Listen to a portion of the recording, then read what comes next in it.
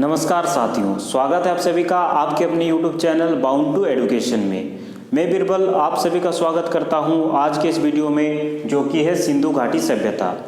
इससे पहले वीडियो में हम लोगों ने प्राचीन भारत के इतिहास के कुछ मुख्य बिंदुओं को जान चुका था। हम लोगों ने प्रागैतिहासिक काल के बारे में चर्चा की थी और मैंने बताया था कि जो प्रागैतिहासिक काल होता है उसके जो भी साक्ष्य हमें प्राप्त होते हैं वो केवल पुरातात्विक होता है, अर्थात कि किसी भी प्रकार के हमें लिखित या फिर साहित्यिक साक्ष्य नहीं मिलते हैं। परंतु जो आदि ऐतिहासिक काल होता है उस समय के साक्ष्य पुरातात्विक और लिखित दोनों ही प्रकार के होते हैं। परंतु जो लिखित साक्ष्य हमें मिलते हैं उनको पढ़ पाना अभी तक संभव नहीं हो पाया है। तो आज का जो चैप्टर होने वाला है वो मुख्यतः आदि ऐतिहासिक काल के बारे में होने वाला है। और ये जो सिंधु घाटी सभ्यता और हड़प्पा सभ्यता है इसे हम लोग आदि ऐतिहासिक काल के अंतर्गत पढ़ते हैं, क्योंकि सिंधु घाटी सभ्यता में पुरातात्विक और लिखित दोनों ही प्रकार के साक्ष्य हमें प्राप्त हुए हैं। परंतु जो लिखित साक्ष्य हमें प्राप्त हुई है, जो सिंधु घाटी सभ्यता से संबंधित हमें लिपि मिली है, उन लिपि को पढ़ पाना अभी भी संभव नहीं हो पाया है। ठीक है, इसीलिए सिंधु घाटी सभ्यता को हम लोग आदि ऐतिहासिक सभ्यता के रूप में पढ़ते हैं। तो चलिए आज के इस चैप्टर को शुरू करते हैं। आज के इस चैप्टर में हम लोग कुछ मुख्य बिंदुओं पे चर्चा करेंगे। सबसे पहले उनको जान लेते हैं। सबसे पहले हम लोग परिचय जानेंगे कि जो सिंधु घाटी सभ्यता है वो भारत के किन भागों में फैला हुआ था तथा ये किस प्रकार की सभ्यता है और इसे प्राचीन सभ्यता क्यों माना गया है। ठीक है, उसके बाद हम लोग जानेंगे कि जो सिंधु घाटी सभ्यता की तिथि थी, अर्थात कि सिंधु घाटी सभ्यता का जो समय काल था वो कितने से कितने के बीच में माना गया है तथा किन पुरातत्वविदों के जो तर्क दिए गए हैं उनको इस तिथि के रूप में हम लोग मानते हैं, उनको भी जानेंगे। उसके बाद हम लोग जानेंगे कि जो सिंधु घाटी सभ्यता का खोज का श्रेय दिया जाता है वो किन पुरातत्वविदों को दिया जाता है और इनके जो साक्ष्य मिले हैं उनको किस प्रकार से हम लोग इनके खोज के साथ जोड़ सकते हैं, उन सब के बारे में चर्चा करेंगे।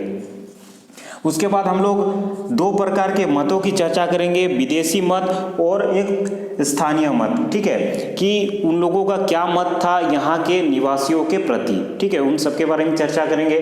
फिर जानेंगे हम लोग विस्तार के बारे में, भारत के किन क्षेत्रों में तथा भारत के अलावा अफगानिस्तान और पाकिस्तान के किन क्षेत्रों में सिंधु घाटी सभ्यता के साक्ष्य मिलते हैं, उन सब की भी चर्चा हम लोग करेंगे। और अंत में कुछ महत्वपूर्ण बिंदुओं पर चर्चा करेंगे जो कि आपके आने वाले परीक्षा के दृष्टिकोण से महत्वपूर्ण होने वाले हैं। तो चलिए सबसे पहले हम लोग जानते हैं कि जो सिंधु घाटी सभ्यता का उदय हुआ वो भारत के पश्चिमोत्तर भाग में हुआ था। ठीक है, या फिर आप उत्तर पश्चिम भागों में कह सकते हैं। ठीक है, जो सिंधु घाटी सभ्यता है वो 3 देशों में फैली हुई थी, भारत, पाकिस्तान और अफगानिस्तान। ठीक है, जिसमें सबसे बड़ा जो क्षेत्र खोजा गया है सिंधु घाटी सभ्यता से संबंधित वो भारत में ही खोजा गया है। ठीक है, तो ये चीज़ आप ध्यान रखेंगे कि जो सिंधु घाटी सभ्यता के हमें साक्ष्य मिलते हैं वो भारत के पश्चिमोत्तर भाग में मिलते हैं। उसके बाद हम लोग जानते हैं कि सिंधु घाटी सभ्यता जो थी वो विश्व की प्राचीनतम सभ्यताओं में से एक है। ठीक है, विश्व की सबसे प्राचीन सभ्यताओं में 4 प्रमुख सभ्यता है, इनको भी आप जान ले। वो 4 प्रमुख सभ्यता कौन कौन से थे? मिस्र की सभ्यता, ठीक है, इसी को नील नदी की सभ्यता के रूप में भी हम लोग जानते हैं। उसके बाद मेसोपोटामिया की सभ्यता, मेसोपोटामिया की सभ्यता, चीन की सभ्यता और अपना देश भारत की सभ्यता। ठीक है, ये 4 जो सभ्यता है ये विश्व की सबसे प्राचीनतम सभ्यता है। उसमें से जो भारत की सभ्यता है वो सबसे विशाल है और विश्व की प्राचीनतम सभ्यताओं में से एक है और भारत की सबसे प्राचीन सभ्यता है। ठीक है, इसको आप याद रखेंगे। आगे चलते हैं और इसके खोज से संबंधित कुछ तिथियों को हम लोग जानते हैं। तो एक टेस्ट होता है कार्बन 14 टेस्ट। ठीक है, कार्बन 14 डेटिंग के नाम से भी इसे जानते हैं। तो इसके द्वारा जो अवशेष हमें मिलते हैं, पुरातात्विक अवशेष जैसे कि अस्थिपंजर मिलते हैं, या फिर कुछ मिट्टी के बने हुए हमें बर्तन मिलते हैं, या फिर जो भी पत्थर के बने हुए अवशेष हमें मिले हैं उनका कार्बन 14 डेटिंग किया जाता है। ठीक है, इस आधार पे उस वस्तु का हमें डेट पता चलता है। ठीक है, एग्जैक्ट डेट तो नहीं पता चलता है, परंतु कुछ राउंड फिगर में हम उसके अनुसार डेट निकालते हैं। तो उसी के अनुसार सिंधु घाटी सभ्यता का जो डेट निकाला गया वो 2400 ईसा पूर्व से 1700 ईसा पूर्व के रूप में हम लोग जानते हैं। ठीक है, और सबसे पहले ये जो डेट दिया गया था वो डीपी अग्रवाल के द्वारा दिया गया था, इसे भी आप ध्यान में रखेंगे। चार्ल्स मेसन, इसके बारे में भी आगे हम लोग जानेंगे कि चार्ल्स मेसन उस समय भारत के मुख्य पुरातत्ववेद के रूप में थे। तो ये जो डेट दिए थे इनका डेट भी आप याद रखेंगे, 3250 ईसा पूर्व से 2750 ईसा पूर्व के बीच में इन्होंने सिंधु घाटी सभ्यता का डेट दिया था। परंतु आप एनसीईआरटी को फॉलो कीजिए, उसमें भी 2400 से 1700 ईसा पूर्व के बीच का डेट दिया गया है। अगर पार्टिकुलरली रूप से आपके परीक्षा में आती है कि चार्ल्स मेसन के द्वारा सिंधु घाटी सभ्यता का जो डेट दिया गया था वो कितना दिया गया था, तो वो 3250 से 2750 ईसा पूर्व हो जाएगा। आगे हम लोग देखते हैं इसके खोजकर्ता कौन थे। ठीक है, तो सिंधु घाटी सभ्यता की ओर, उनके अवशेषों की ओर सबसे पहले अगर ध्यान किसी का गया था वो चार्ल्स मेसन का गया था। ईस्वी भी याद रखेंगे 1826 में। ठीक है, लेकिन इन्होंने उस दिशा में खोज कार्य नहीं किए उतना, बस इन्होंने बस एक जानकारी दी कि इन क्षेत्रों में कुछ सभ्यता रही होगी। इस क्षेत्रों में सबसे पहले जो शोध कार्य किया गया वो अलेक्जेंडर कनिंघम के द्वारा किया गया 1853 से 1856 के बीच में। ठीक है, सबसे पहले जो खोज किया गया, सबसे पहले जो शोध कार्य किया गया वो अलेक्जेंडर कनिंघम के द्वारा किया गया। इससे पहले भी मैंने चर्चा किया था अलेक्जेंडर कनिंघम के बारे में कि जो अलेक्जेंडर कनिंघम थे उनको भारत पुरातत्व के पिता के रूप में हम लोग जानते हैं। ठीक है, तो ये चीज़ याद रखेंगे। सबसे पहले सिंधु घाटी के क्षेत्रों की जो शोध कार्य किया गया वो अलेक्जेंडर कनिंघम के द्वारा किया गया, परंतु इनके द्वारा भी उतना ज़्यादा क्षेत्रों को नहीं खोजा गया। सबसे अधिक सफलता अगर किसी को मिली तो वो सर जॉन मार्शल को मिली। सर जॉन मार्शल 1921 में भारत के मुख्य पुरातत्ववेद के रूप में थे। चूँकि उस समय अंग्रेजों का शासन था, इसीलिए हमें जो नाम मिलते हैं वो अंग्रेजों के मिलते हैं। ठीक है, इन्हीं के अंडर में, अर्थात कि इन्हीं के निर्देशन में दयाराम साहनी ने 1921 में सिंधु घाटी सभ्यता की खोज की, और एक साल बाद रखलदास बनर्जी ने 1922 में मोहनजोदड़ो की खोज की। ठीक है, यहाँ पे भी दो प्रकार के प्रश्न आपके परीक्षा में पूछे जा सकते हैं। अगर पार्टिकुलरली किसी व्यक्ति का नाम पूछा गया आपके एग्जाम में इस प्रकार से कि सिंधु घाटी सभ्यता की खोज किसके द्वारा की गई थी, तो आपका उत्तर होगा दयाराम साहनी के द्वारा। इनका पूरा नाम राय बहादुर दयाराम साहनी, ये भी याद रखेंगे। अगर आपके परीक्षा में इस प्रकार के प्रश्न आते हैं कि किनके निर्देशन में खोजी गई थी, तो वो सर जॉन मार्शल के निर्देशन में खोजी गई थी। और मोहनजोदड़ो किसके द्वारा खोजी गई थी? रखालदास बनर्जी के द्वारा खोजी गई थी 1922 ईस्वी में। इसको आप याद रखेंगे। आगे चलते हैं और हम लोग जानते हैं कि जो पुरातत्ववेद थे उनके मत क्या है, यहाँ के लोगों के, यहाँ के जो लोग निवास करते थे उनके जो क्या, उनके लिए वे क्या मत रखते थे, उन्हें हम लोग जान लेते हैं। तो दो प्रकार के मत यहाँ पे महत्वपूर्ण होते हैं, एक तो विदेशी मत और एक स्थानीय मत। ठीक है, सबसे पहले हम लोग विदेशी मत को जानते हैं। जो विदेशी पुरातत्ववेद थे उनका मानना था कि जो सिंधु घाटी सभ्यता के लोग निवास करते हैं वे सुमेरियन सभ्यता से संबंधित थे। ये सुमेरियन सभ्यता क्या थी? हम लोग देखते हैं कि ये जो मिस्र की सभ्यता है और मेसोपोटामिया की सभ्यता है, उस समय आप यहाँ पे भी देख सकते हैं भारत से आगे आके इराक के क्षेत्रों में मेसोपोटामिया की सभ्यता मिलती है, उसके आगे अफ्रीका से आगे हम लोग मिस्र की सभ्यता देखते हैं। ठीक है, मिस्र की सभ्यता देखते हैं। तो यही जो मेसोपोटामिया की सभ्यता थी, वहाँ के लोग जो निवास करते थे उन्हीं को सुमेरियन कहा जाता था। ठीक है, तो विदेशी पुरातत्ववेद जो कि थे Masson, Charles Masson, Wheeler, Childe, D Kosambi, इन लोगों का मत था कि जो सिंधु घाटी सभ्यता के लोग निवास करते हैं वो सुमेरियन सभ्यता से ही विकसित हुए हैं और सुमेरियन सभ्यता के लोग ही भारत आके बस गए और उन्होंने ही सिंधु घाटी सभ्यता का निर्माण किया। ये तो थी विदेशी मत। ठीक है, परंतु स्थानीय मत के अनुसार राखालदास बनर्जी ने कहा कि जो सिंधु घाटी सभ्यता के लोग निवास करते थे वो द्रविड़ लोग थे। ठीक है, और इसी मत को सबसे अधिक माना जाता है। ठीक है, उसके बाद और एक मत दिया गया टी.एन. रामचंद्रन और लक्ष्मण स्वरूप पुसलकर के द्वारा कि सिंधु घाटी सभ्यता के जो लोग थे वो आर्य थे। ठीक है, परंतु इस मत को अधिक नहीं माना जाता है और इसको नकार दिया जाता है। इसका कारण ये है कि हम लोग आगे पढ़ेंगे जो आर्य सभ्यता थी, ठीक है, अर्थात कि जो वैदिक सभ्यता थी वो सभ्यता ग्रामीण सभ्यता थी, परंतु हम लोग जानते हैं कि जो सिंधु घाटी सभ्यता थी वो नगरीय सभ्यता थी।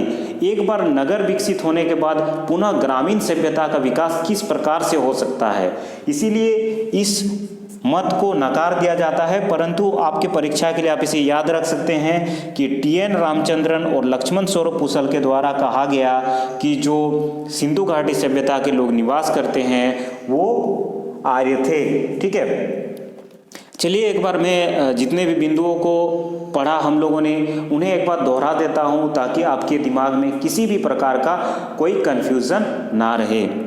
सिंधु घाटी सभ्यता का जो उदय हुआ वो भारत के पश्चिमोत्तर भाग में होता है। ठीक है, या फिर उत्तर पश्चिम भागों में होता है। ये विश्व की सबसे प्राचीन सभ्यताओं में से एक है और भारत की सबसे प्राचीन सभ्यता है, क्योंकि जो सिंधु घाटी सभ्यता का खोज जब तक नहीं हुआ था भारत के लोग मानते थे कि जो वैदिक सभ्यता है वही भारत की सबसे प्राचीन सभ्यता थी। परंतु सिंधु घाटी सभ्यता के खोज के बाद यह बात क्लियर हो गया कि प्राचीन सभ्यता में सबसे प्राचीन सिंधु घाटी सभ्यता है।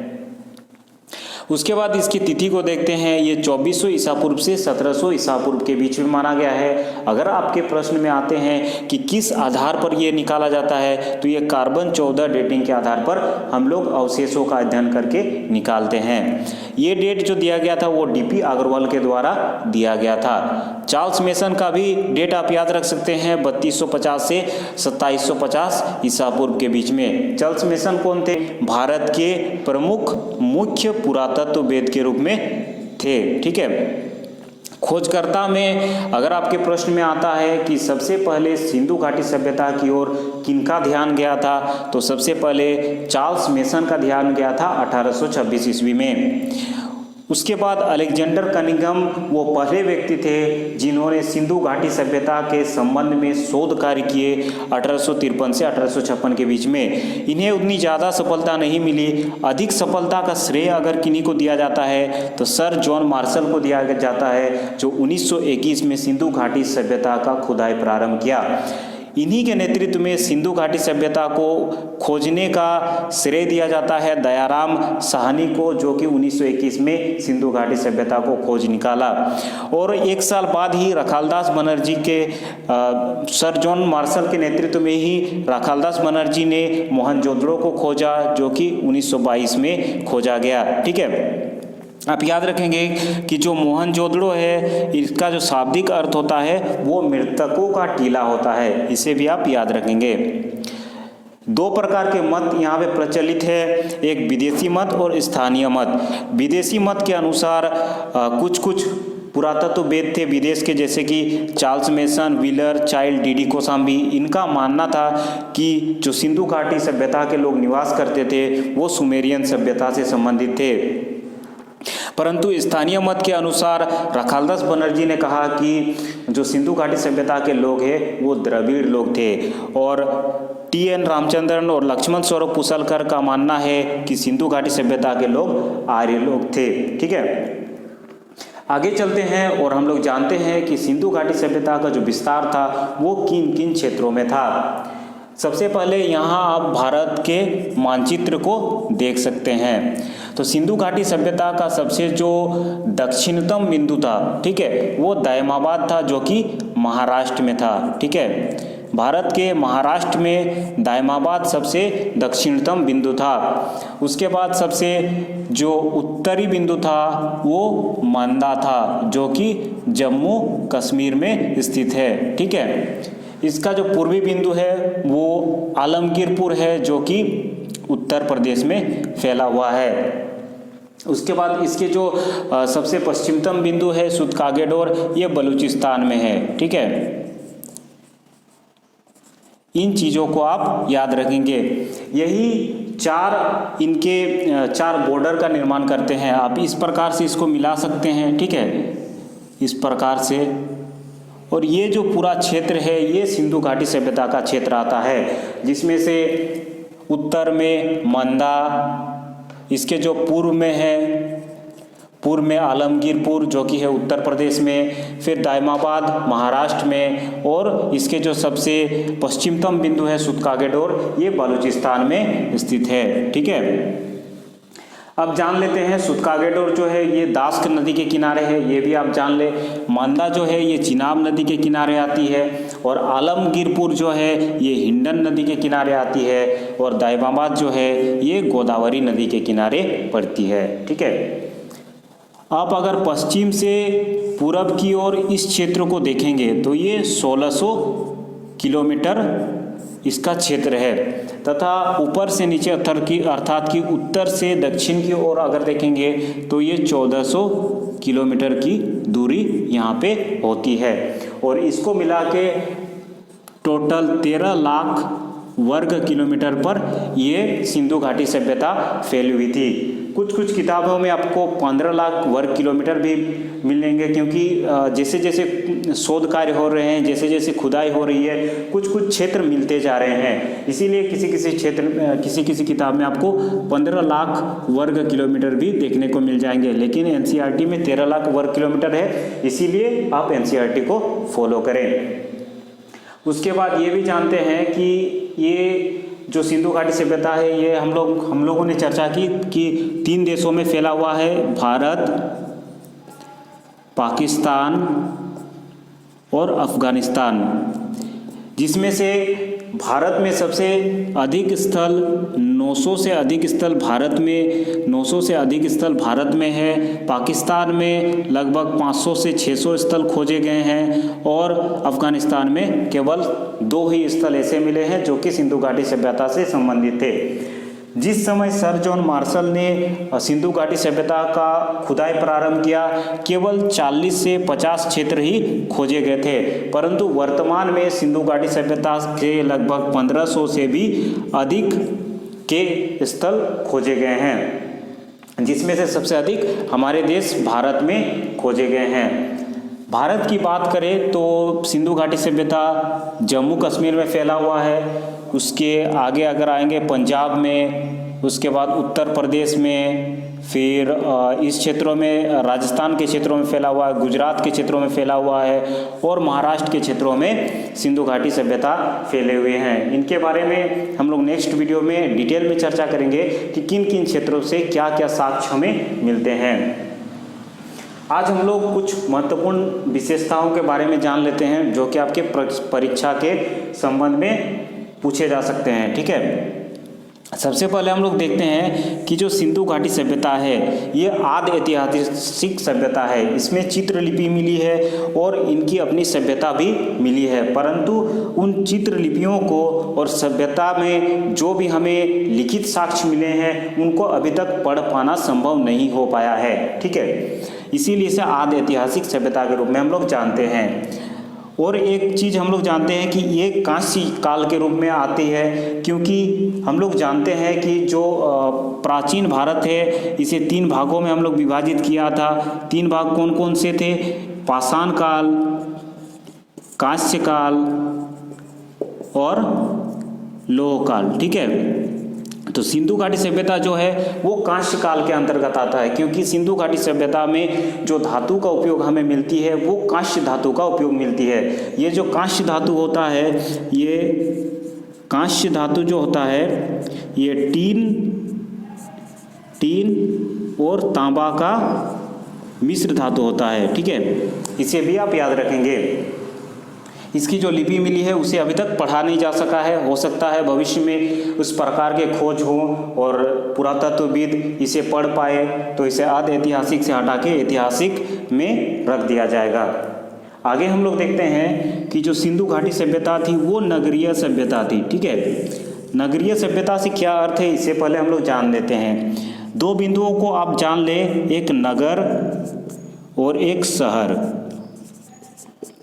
नगर उस क्षेत्र को कहते हैं जिस क्षेत्र को एक सुव्यवस्थित ढंग से बसाया गया हो, अर्थात कि पहले एक मैप तैयार किया गया हो, एक ढांचा तैयार किया गया हो जिसमें व्यवस्थित रूप से मकान का पहले ही डिसाइड कर लिया गया हो कि किन किन क्षेत्रों में मकान बनेंगे, किन क्षेत्रों में सड़कें बनेंगे, मुख्य सड़क चौड़ी होगी और उसके जो सहायक सड़क होंगे वो कितने फीट के होंगे या फिर कितने वर्ग किलोमीटर पर फैले होंगे, सारी चीज़ों का पहले ही इसमें डिसाइड कर लिया जाता है। और शहर में हम लोग जानते हैं कि शहर अपने आप बस जाता है। ठीक है, धीरे धीरे विकसित होकर वो शहर में तब्दील हो जाता है। ठीक है, इन क्षेत्रों में आप कंफ्यूजन ना रहे। ठीक है, तो जो सिंधु घाटी सभ्यता थी वो नगरीय सभ्यता थी, अर्थात कि इसे पहले ही ढांचा के रूप में व्यवस्थित रूप से इसे बसाया गया था। इसमें भवन का हमें साक्ष्य मिलता है और जो भवन बने होते थे वो ईंट के बने होते थे। ठीक है, ईंटों के बने हुए भवन हमें यहाँ देखने को मिलती है। यहाँ पे सड़क के किनारे नाली का प्रयोग किया गया है और जो सड़क थी वो चौड़ी सड़क थी। ठीक है, और जो नगर बसाया गया था ये व्यवस्थित ढंग से एक ढांचा के रूप में नगर बसाया गया था, इसे भी आप याद रखेंगे। सिंधु घाटी सभ्यता के जो लोग थे उनके जीवन यापन का मुख्य साधन व्यापार होता था। इससे पहले हम लोग पढ़े थे कि जो नवपाषाण काल के लोग थे उन्होंने कृषि का प्रारंभ कर दिया था और उनके जीवन यापन का जो प्रमुख साधन बन गया था वो कृषि था। परंतु जो सिंधु घाटी सभ्यता के लोग थे उनका जीवन यापन का सबसे प्रमुख साधन व्यापार था। ठीक है, और जिस प्रकार वर्तमान में शहर व्यापार का केंद्र होता है और व्यापारी शहर में जाके अपने सामान को बेचते हैं या फिर लोग शहर में जाके अपने सामान खरीदते हैं, उसी प्रकार से सिंधु घाटी सभ्यता में भी शहर जो होता था वो व्यापार का केंद्र होता था। ठीक है, यहाँ पे लोग अपने सामान को बेचने जाते थे और खरीदने जाते थे। व्यापार किस प्रकार से होता था? वर्तमान समय में पैसों के द्वारा व्यापार होता है। ठीक है, पैसों का लेन देन होता है, परंतु उस समय वस्तुओं का लेन देन होता था, अर्थात कि एक वस्तु के बदले में दूसरी वस्तु बेची जाती थी या फिर खरीदी जाती थी। सिंधु घाटी सभ्यता जो थी वो शांति प्रिय सभ्यता थी, अर्थात कि सिंधु घाटी सभ्यता में जो भी हमें अवशेष मिलते हैं या फिर जो भी हमें साक्ष्य मिलते हैं उसमें से किसी भी प्रकार का युद्ध के सामग्री हमें नहीं मिलती है, जिससे हमें पता चलता है कि जो सिंधु घाटी सभ्यता थी वहाँ के लोग शांति प्रिय थे और किसी भी प्रकार से युद्ध से उनका कोई नाता रिश्ता नहीं था।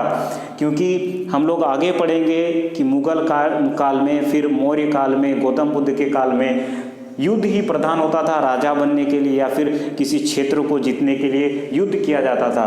परंतु सिंधु घाटी सभ्यता के लोग उस प्रकार से युद्ध नहीं करते थे और यहाँ के लोग शांति प्रिय थे और हमें युद्ध के किसी भी प्रकार के साक्ष्य यहाँ से नहीं प्राप्त होते हैं।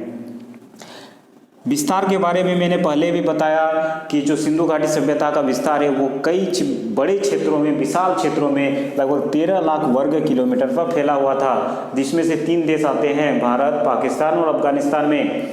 और अगर इसके क्षेत्रफल को देखा जाए तो मिस्र और मेसोपोटामिया की सभ्यता को अगर मिला भी दिया जाए तो ये 12 गुना उससे ज़्यादा बड़ा होगा। ठीक है, इसे भी आप याद रखेंगे। इसके बाद कुछ कुछ बिंदु बच जाते हैं, जैसे कि सिंधु घाटी सभ्यता के सामाजिक जीवन के बारे में। ठीक है, उनका सामाजिक जीवन किस प्रकार था, राजनीतिक जीवन के बारे में और राजनीतिक जीवन के बारे में, आर्थिक जीवन के बारे में और उनके सांस्कृतिक जीवन के बारे में हम लोग अगले वीडियो में चर्चा करेंगे। ठीक है, इन 4 के अलावा और एक टॉपिक बचता है कि किन किन क्षेत्रों में मुख्य क्षेत्र, ठीक है, किन किन क्षेत्रों में हमें कौन कौन से अवशेष मिलते हैं, कहाँ पे स्नानागार मिलते हैं, उनके भवन किन किन क्षेत्रों से मिलते हैं, उनके जो सड़क किन किन क्षेत्रों में कौन कौन से मिलते हैं, ठीक है, और कौन कौन से साक्ष्य में सिंधु घाटी सभ्यता से मिलते हैं, उन सब के बारे में अगले वीडियो में हम लोग चर्चा करेंगे। तो आज के वीडियो के लिए धन्यवाद, और हमारे चैनल के साथ बाउंड टू एडुकेशन के साथ जुड़ने के लिए भी धन्यवाद। हमें इसी प्रकार से सपोर्ट करते रहिए। अगले वीडियो में हम लोग जल्द मिलेंगे। धन्यवाद।